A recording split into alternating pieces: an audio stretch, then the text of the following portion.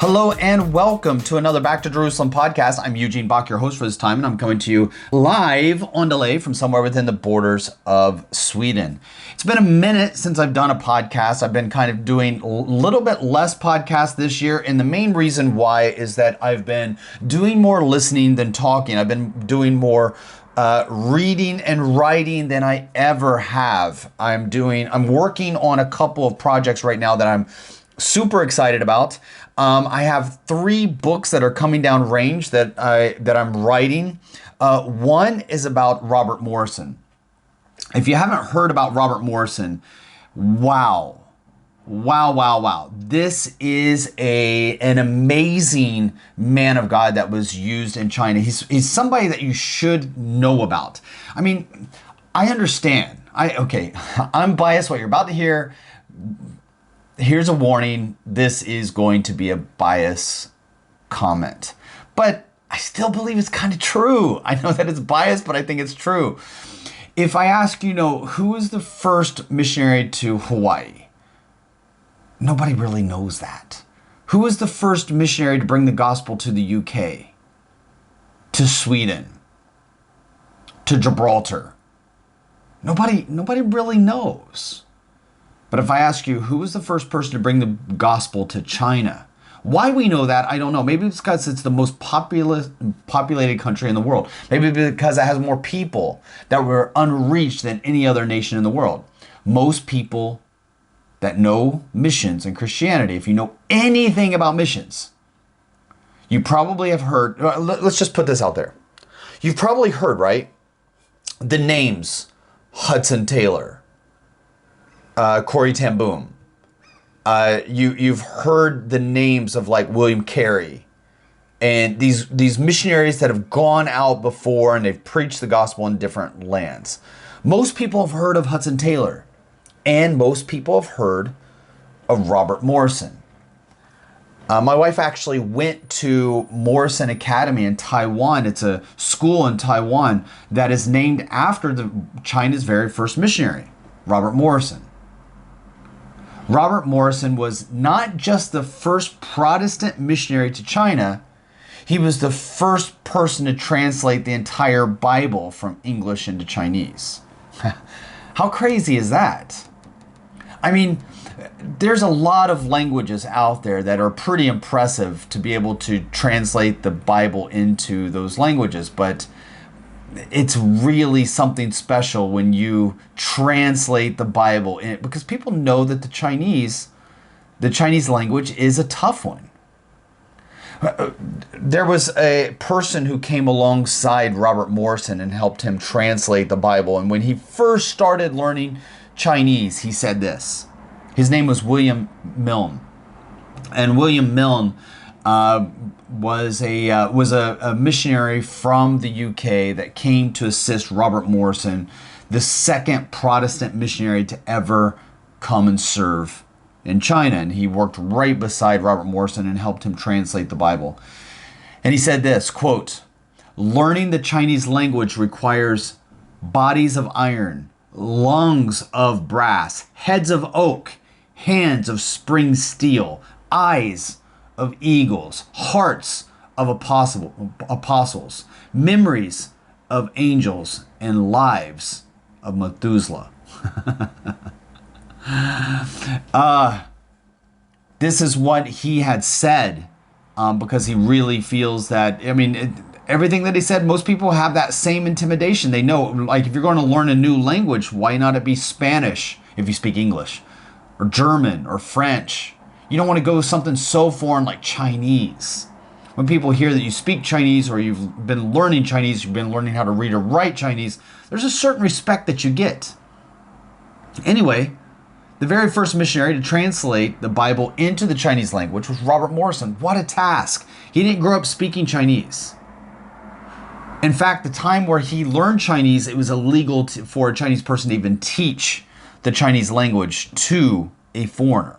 If a Chinese person was caught teaching his language to another person, a foreigner, an outsider, the punishment was execution.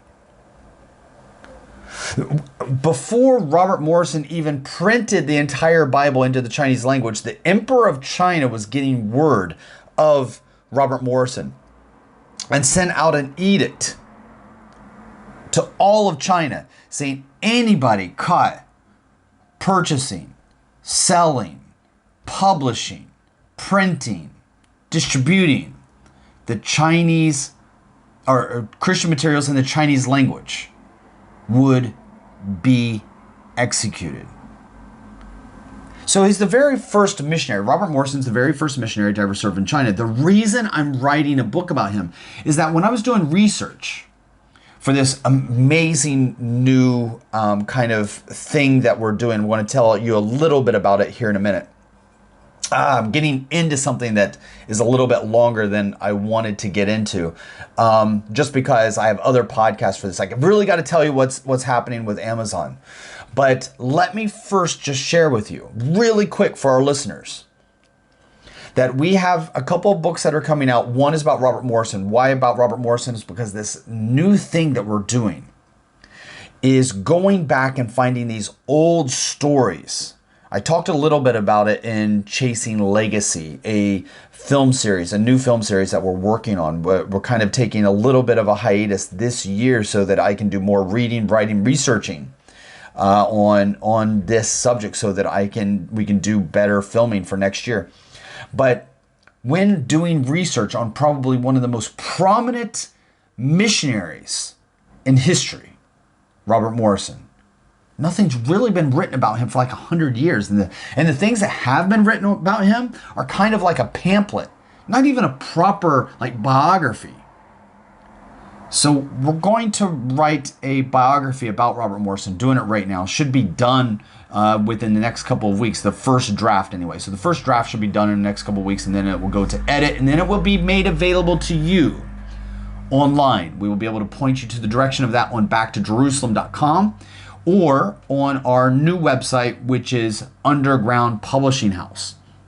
We just started a publishing house in the heart of London called the Underground Publishing House, where we are printing books that have either been forgotten or have never been seen by the public. We're super, super excited about that.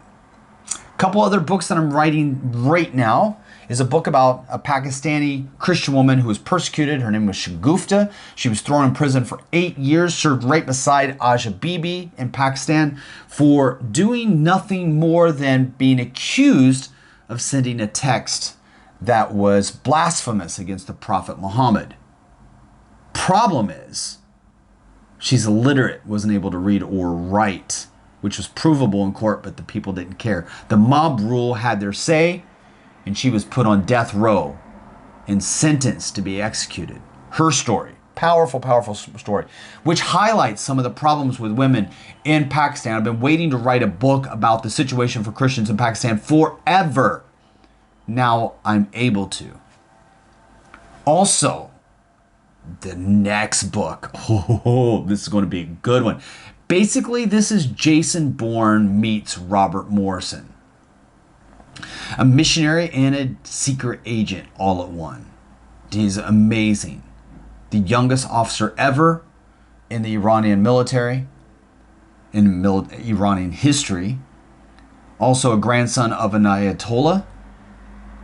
War hero, secret agent, ran black ops for Iran, comes to Christ, has never told his story. Was put on death row day before execution. The royal family of the UK stepped in. This story is too good to be true. I'm telling you, you're going to love this one. It's an amazing story about a good friend of mine, Pastor Farzad. You're going to love it. But one of the things that I have not loved, I put into our articles this week about a situation in the U.S. that if you haven't heard about it, you need to, and you need to talk about it with others. There is a situation in the U.S. which I think relates to us directly in China. And I think that it relates directly to you. If you're listening to this podcast, you probably downloaded it onto your computer, iPad, or smartphone. And if that is you, you need to hear this podcast. There is a gentleman by the name of Brendan Jackson. He is just a normal guy going to work every day, just like you and I. And he comes home one day and he's not able to get into his house. He thought it was really cool to kind of set up his home. So he has a smart home, which means that his primary means of interfacing with all of the devices is on automation, and it's through Amazon Echo. He does this thing with Amazon Echo, which controls the climate in his home, so he can raise the temperature, or lower the temperature, turn on his air conditioning when he's not home, turn on his heater when he's not home.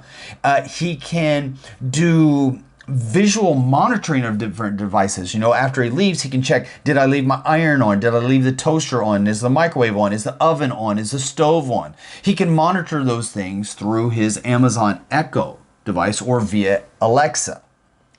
And so he's also able to lock and unlock the doors of his home. His cameras are also controlled by his Amazon Echo devices. So he's got a smart home that he has completely set up, which is so convenient. That's why we love our mobile phones, right? I can do everything with my mobile phone.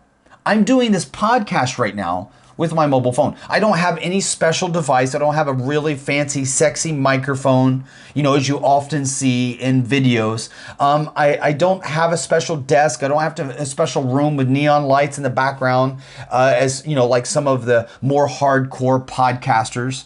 I don't have a pod space. I'm actually sitting in my apartment right now in Stockholm.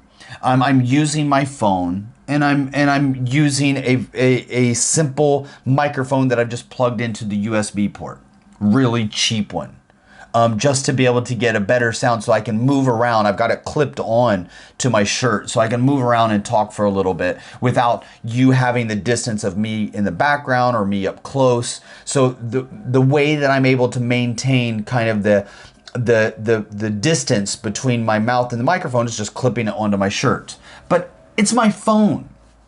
I'm able to check the weather. I'm able to communicate with my friends. I'm able to look at pictures from my family. I'm able to update my social media. I'm able to check the weather of, and not just the weather of the outside, but the weather for the week. I'm able to also, I'm going to go swimming in a lake that's right beside me, or I can go swimming in the ocean. They're right beside each other. The ocean and the lake are almost connected, not exactly, but I can check the temperature on my phone of both the ocean water in the Baltic Sea as well as the lake water in Kotlahun. There I can catch, or I can look in real time the temperature using my phone. I can book tickets for my next trip back home to China on my phone. I can book my hotel. I'm going to be going next week to the US to attend my oldest son's wedding. Super excited about that. I'm booking the hotel using my phone. I get into my car and I'm listening to a playlist from my phone. I'm using the maps to be able to get to my next destination on my phone. I'm able to keep notes as I write my book by just doing like an audio recording of like different thoughts that I have on my phone. I have all these different things that make life so convenient. I can check and see what time different shops are open in my area, whether they're closed or not, whether it's even worth the effort to get out of bed, put my shoes on, and go down the street to a store that might or might not be open. Check on my phone. So this gentleman leaves his work, Brendan Jackson, comes home and finds that he can't get into his home. You see, all of the connected devices that he's been using with Amazon Echo lock him out of his home. And I put this up on our website and wrote an article about this because this is something that Christians need to know about. Why was he locked out of his home? This is what you've been listening to when I'm telling you about the meetings that are taking place in Davos. when I'm talking about one world government, when I'm talking about this World Economic Forum coming together and look, and I know that this all sounds like I've got an aluminum foil hat on, right? And I'm talking about conspiracy theories over and over and over. The problem with our conspiracy theories is that they continue to come true. Which is, I think that there's a movie with Mel Gibson. I'll have to watch it. It's like Mel Gibson and, what was the woman's name from Pretty Woman? I can't think of her name right now. The two of them come together and they play in a movie called Conspiracy Theory, I think. And this guy, he has a little newsletter that he sends out everywhere. Mel Gibson sends out a newsletter everywhere about these crazy conspiracy theories. One of them turns out to be true. And so there are people that want to kill him. And that's the problem. Right now, so many conspiracy theories turn out to be true. And one of the reasons why we're seeing this is because look at the things you're not allowed to talk about. So for instance, a lot of the people, were saying that it may not be beneficial to get the vaccine. Oh, you cannot say that. Cannot say that. Well, it turns out that recent studies have shown that, guys, I got the vaccine. So I'm not an anti-vaxxer, all right? When I looked at the evidence at the very beginning of the vaccine coming out, I came to the conclusion that it worked for me. So I got the vaccine.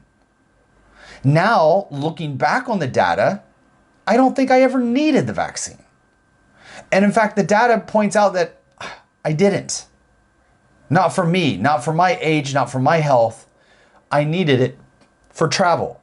And that's why I got it.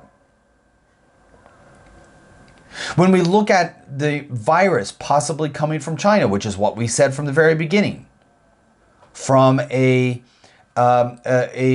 facility that was used specifically for developing viruses in Wuhan. And it turns out now, according to the latest research, especially that coming out from the US government, is that it most likely came from the Wuhan research facility, which was supported by the US government. So those things that we weren't supposed to talk about turned out to be, because they were so wacky.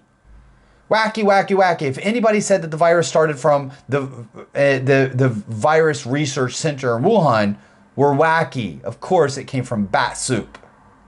If you said that the vaccine probably did more harm than good and you just weren't convinced that you should get it, you were considered to be wacky. Wacky. Anti-vaxxer. Non-science, a person that doesn't believe in science. A person that's a science denier. Killing other people with your germs.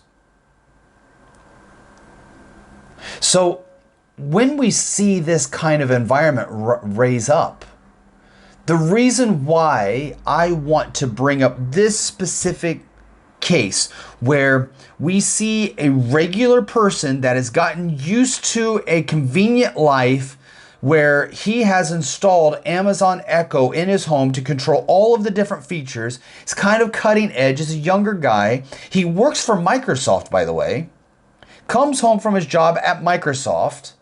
Tries to get into his home, but it's all locked. He's locked out of his Amazon account. Because he's getting an Amazon delivery. And the Amazon delivery man says that this man, Brandon Jackson, is guilty of making racist comments. Because the driver accused Brandon Jackson of making a racist comment, Amazon immediately locked him out of his account. They were the judge, they were the jury, they were the executioner. Brendan had no recourse to take. He didn't even know he was being charged for making a racist comment. That's it. Now you might say, ooh, that is horrible. He made a racist comment. That's horrible. Well, before you jump to conclusions, as Amazon did, guys, Brendan wasn't even home. Nobody was at his house when he was gone, according to him. He showed Amazon camera footage that comes from their own devices to show that nobody was home. Nobody engaged the driver. The driver couldn't hear anybody. In fact, the driver, when he made the delivery, was wearing headphones. The driver just made an accusation, one that couldn't even stinking be backed up. And Amazon immediately took action with no evidence, no asking anybody anything, not even doing the most elementary of research, just to find out, is this guy a racist? Did he say something that was not allowed? If you think I'm embracing racism, you're out of your freaking mind. But for people to be cracked down upon for things that they say should make Christians open their eyes. Because today, it's racism. We can all get on board with racism, right? But what if you are anti-science? What if you believe that there was a baby born of a virgin mother? Science has proven that virgins don't have babies. That's what they say in China. That's why the church in China cannot teach about a virgin birth. Because scientists and all the great wisdom inside of China have proven virgin women don't have babies. Say it, and you'll be punished. Locked out of your house. Locked out of your bank account. Locked out of your car.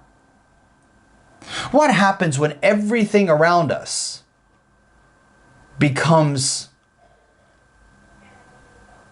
something that's in charge of us instead of something that we're in charge of? You know, before, when I bought a phone, I owned that phone. But today, when I buy a phone, I don't often own the phone. I'm just holding the phone and paying for a service of communication, a service of data. And then I have other services as well that I pay for on my phone. I have subscriptions that I pay for on a monthly basis so I can have access to content, access to services, access to data. I don't own that service. I'm given that service. So even though Brendan bought his home, he's locked out of it. Even though he bought the device, like his Alexa, for instance. He bought the locks on his home. He bought the lights in his house. He bought the heater and the air conditioner in his home.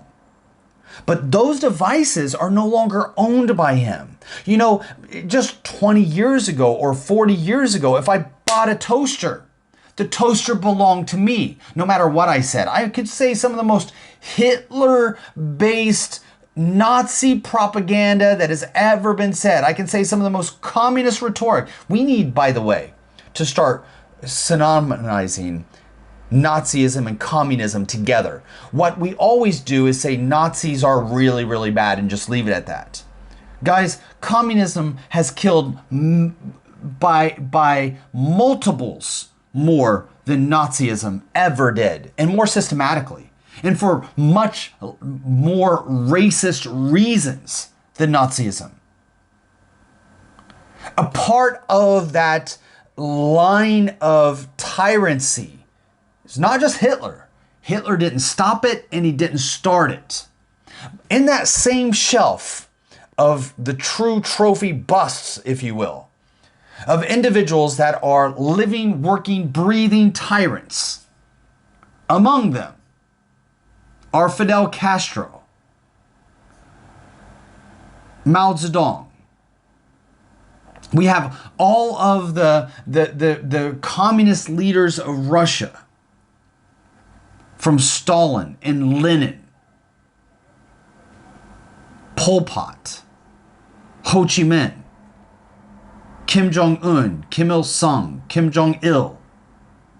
These are individuals that we need to know represent communism, socialism, tyranny, racism.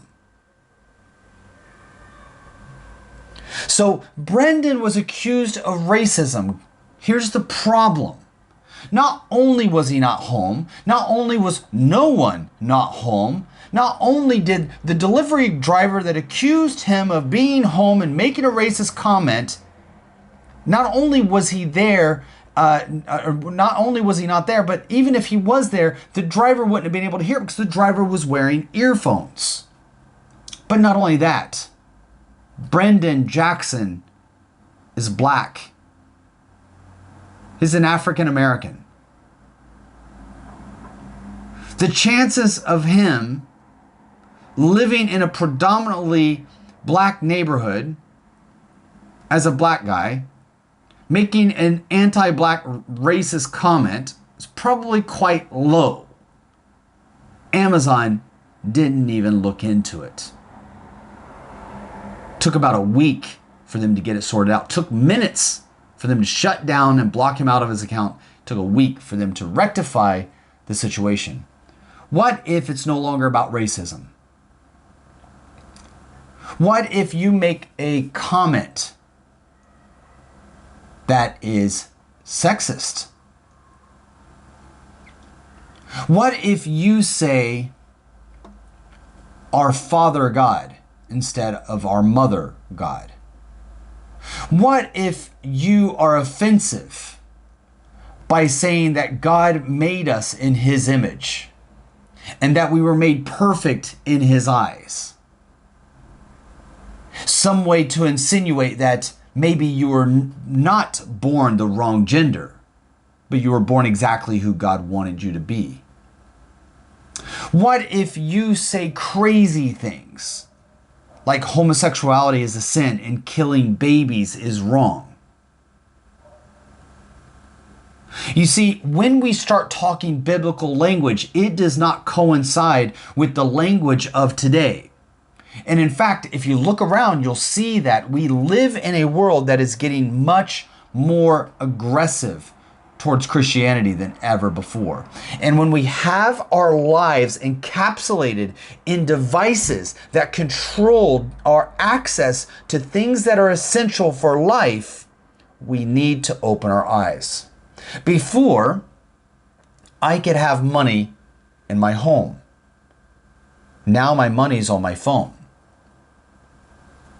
Before, I could have access to my home through a key in my pocket. Now the key in my pocket is my phone.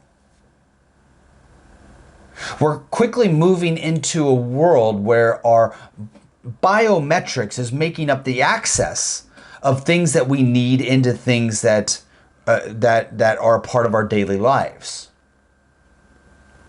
It will not be long for some places it's already there. Inside of China today, instead of using your phone or a digital ID to get access onto the train, China has introduced one of the world's first palm recognition systems, where you just put your palm onto a device and the doors for the subway open up for you to go in.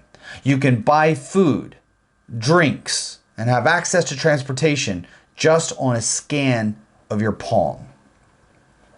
When biometrics, even now when I come into Sweden, I use biometrics to get into the country.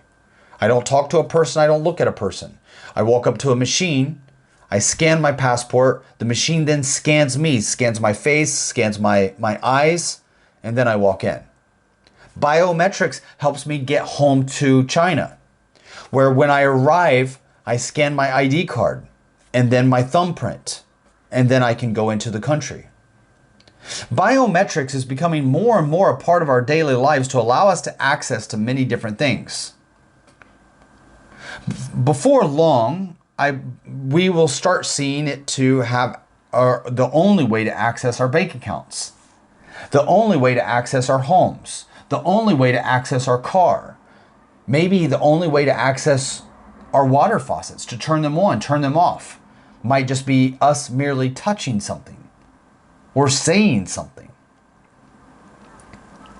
Turning on our faucet, opening up our refrigerator, being able to shop at the grocery store. Imagine if all of those things for our convenience were shut down and taken away in 1 second. You say something that the powers that be do not like. It wasn't racist. It was religious. It was your belief.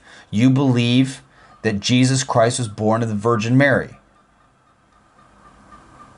You say it out loud. Your listening systems with Alexa hears you, doesn't like it, and therefore you are locked out of your bank account. You cannot go shopping. You cannot go buy food. You cannot access your vehicle to drive somewhere else. You can't get into your home, or maybe you can't get out of your home. You can't get onto your devices to send a message. You can't make a phone call. You can't send a text. You can't send an Instagram. You can't even unlock your phone because it's using biometrics to open.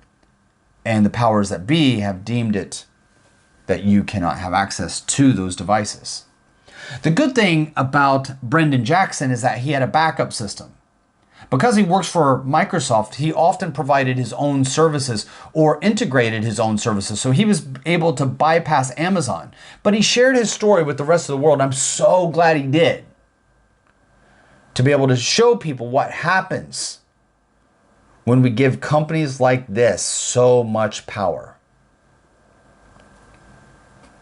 And it's something that we as Christians need to be aware of.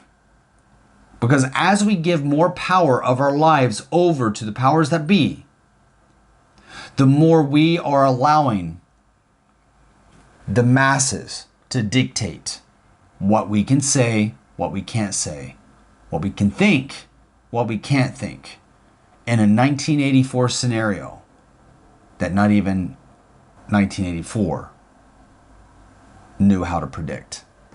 I want to thank you so much for joining us for another Back to Jerusalem podcast. Again, I'm Eugene Bach, your host for this time, coming to you live on delay from somewhere within the borders of Sweden. God bless.